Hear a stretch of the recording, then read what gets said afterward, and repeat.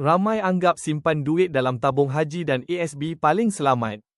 Saya pun pernah fikir begitu.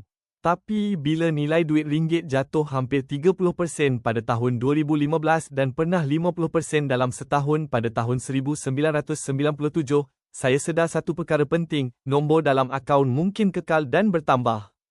Tapi nilainya sebenarnya makin susut. Dividen 5% setahun langsung tak mampu lawan kejatuhan nilai duit. Berbeza dengan emas, dalam tempoh 30 tahun, harga emas tak pernah jatuh 30% atau 50% seperti duit kertas. Sebab itu hari ini, saya simpan duit dalam bank cukup 3 bulan gaji sahaja.